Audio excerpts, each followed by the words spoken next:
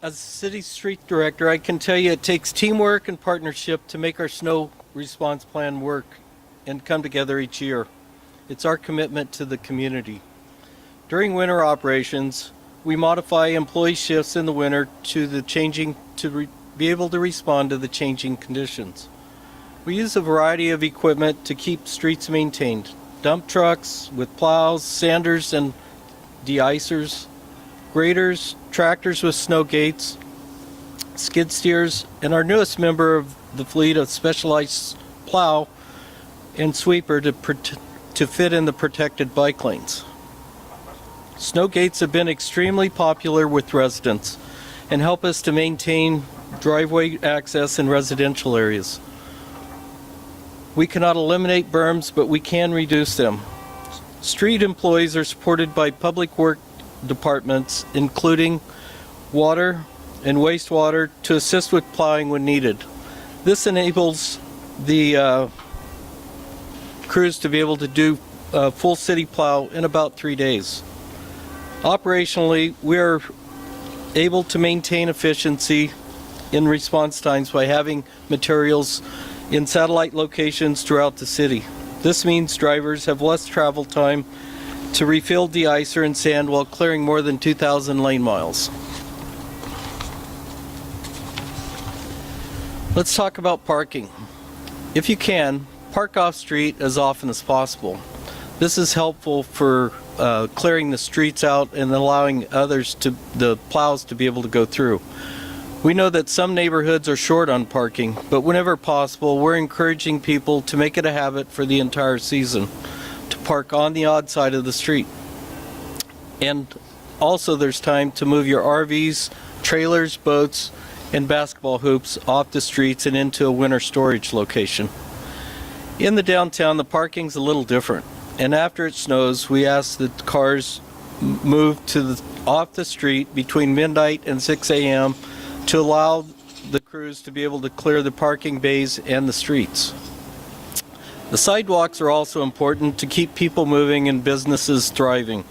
So we ask residents and businesses to be diligent about clearing sidewalks and ADA ramps with the goal of creating a 36-inch path by 9 a.m. after a snowfall. Even if there isn't a sidewalk, a path still needs to be cleared. This is important for our pedestrian, bike or bus riders, disabled individuals, and also our kids getting to school. We'll do our part too by trying to keep plowed snow off sidewalks as much as we can. Work with your neighbors by getting to know each other and offering to help those who may not be able to shovel their walks and driveways, either temporarily or the whole season. Snow season really does require all of us to work together. While we can't predict exactly when and how the snow will come, we are pleased to provide a plan that's adaptable and to meet our community's needs. Now I'd like to turn it over to Justin DeRuyter with the fire department. Thank you, Clint, and thanks for all the work your folks do out there. So just a big thank you to them. Just kind of echo what Clint said. You know, for us, our apparatus are over 8 feet wide.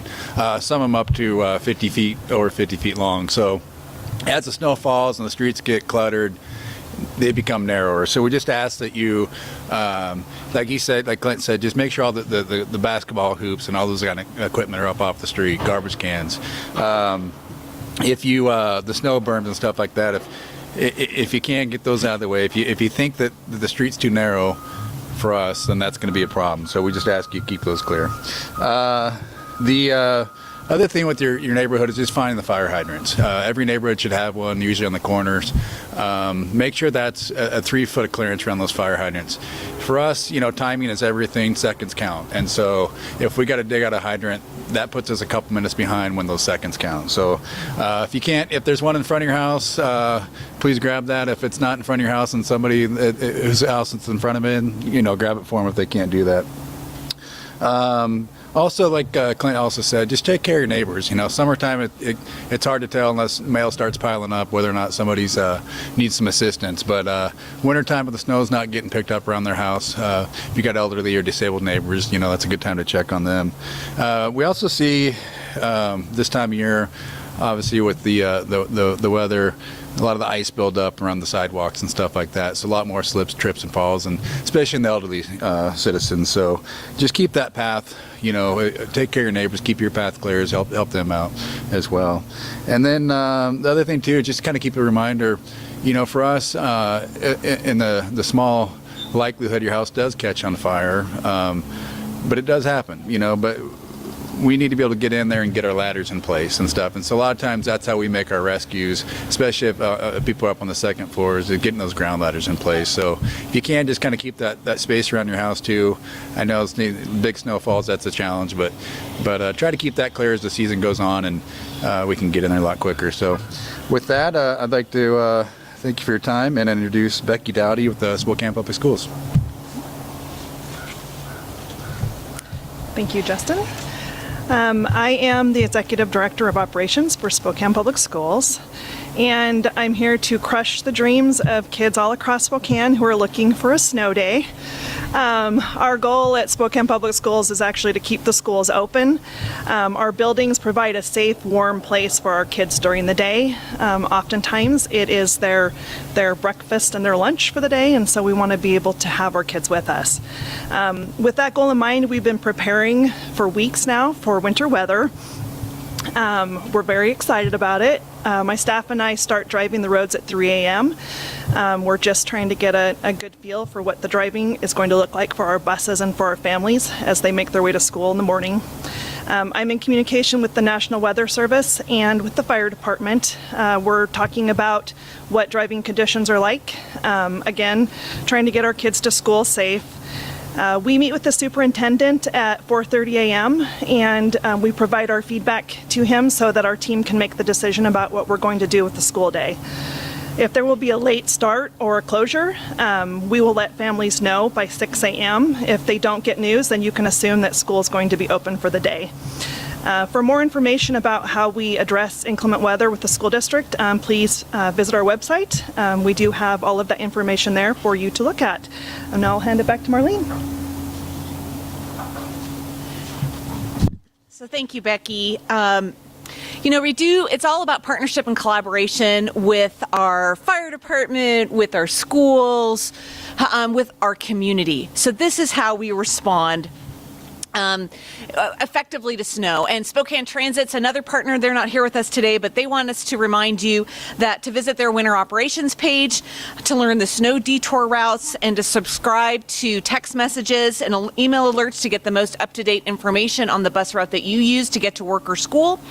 And we'll use our communication channels as well to keep you informed at the city. So you can follow us on social media, utilize our website, sign up for our weekly community update email. In the next few weeks, our utility customers are receiving their neighborhood plow route map in their utility bills. That's coming in your November bill, so you might have already received it, and if you haven't, you'll receive it in the next few weeks. You want to keep that pamphlet and be able to stick that on your fridge so you can refer to it throughout the season. And our street department team's goal is to keep the city moving. So as you can see, our fleet is ready and our drivers are refreshing their skills. We have truckloads of sand and de-icer that have been staged, and rail cars are delivering thousands of gallons of liquid de-icer, and we're pretty much ready. So with that, if anybody has any questions.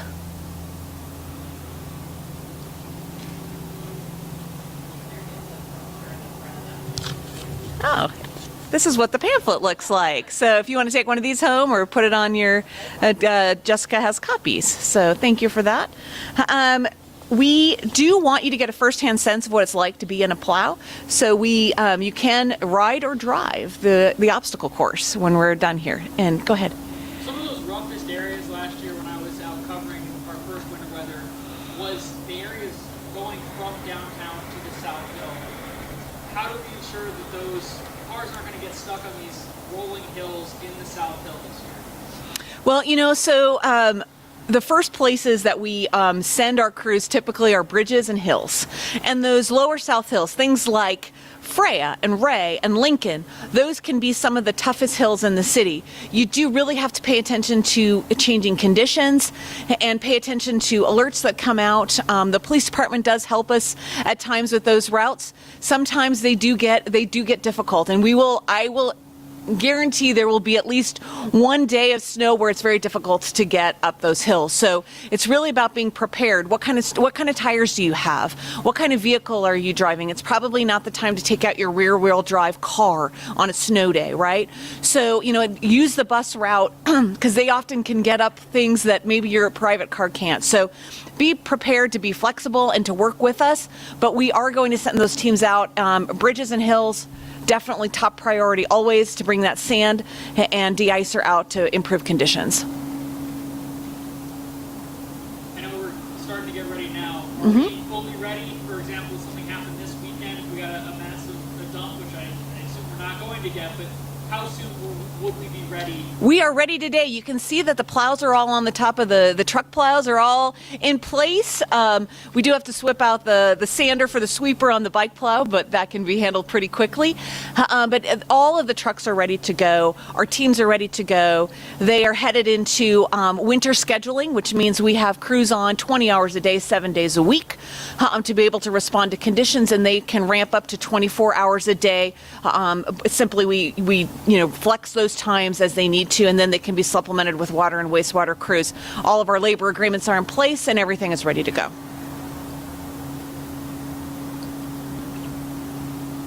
Anything else? All right. I would actually very much encourage you to take a ride in the plow and to drive the plow on the obstacle course. It does give you a sense of how difficult it is to move that blade up and down, move around parked cars. It'll give you a new appreciation for the work that these teams do every day throughout the winter season. So thank you.